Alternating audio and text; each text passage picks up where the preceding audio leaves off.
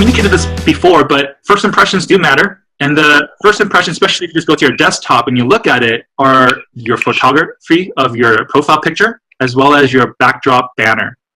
And so you notice the first one. Do you see how it's, if you look at it, there's a spider web on the backdrop? Some of you guys have spider webs, okay? And that's not good, because think about it, it's a free banner.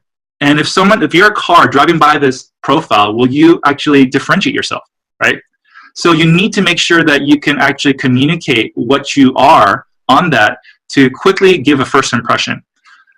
So there's a picture right here of a man on the second one, and he has a really good banner. You can tell, okay, maybe he does some type of business-to-business relationship. He is creating some proposals, and you can see a ship and truck and train. So he must be into transportation and doing logistics or something like that, right? And so right there, you kind of already have this thing where you can kind of make an assumption.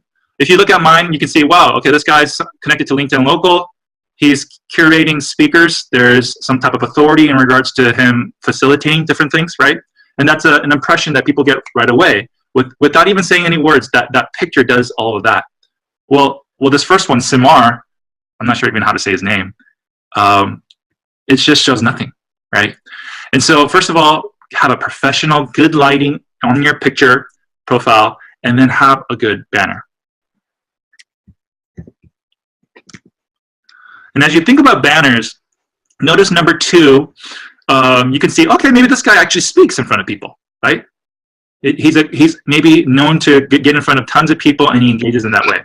Number 3, it's a really unique one. You had me at coffee, so I guess he likes connections, but it's a little bit vague in how he's actually creating his profile. I don't know how he's adding value, other than maybe he likes to have coffee with people. Number 4, you can see it has a nice clean logo, mountains, great leaders never climb alone. Okay, so this must be some type of leadership guy, right? And he's showing a website and maybe trying to drive people to that. So I would say between maybe number 2 and number 4 would probably be more ideal, right? In regards to showing instantaneous credibility and some good, clean profile to actually attract your ideal client. Now let's look at profiles. So notice progression. You don't want a fuzzy picture. You don't want an unprofessional picture unless you want that type of brand, right? Just more that laid back look. If that's kind of what you're trying to do and trying to engage with laid back people, then great. This is a good professional picture. Lighting is good as well.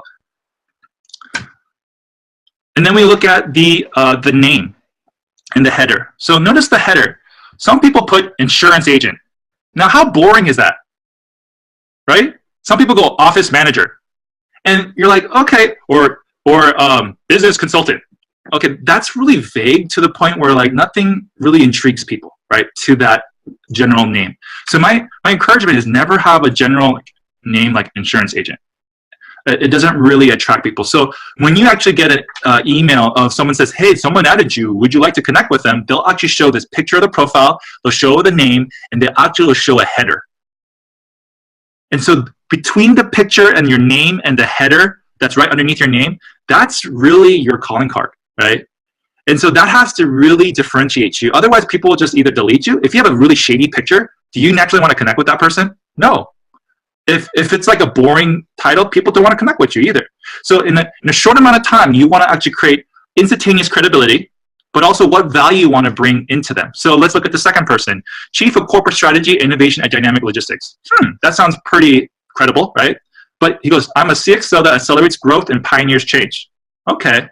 That sounds really interesting. He is very much experienced in all different levels of C-level suite. He loves to actually bring change. If you love that type of thing, then maybe you want to connect with him, right? It's good.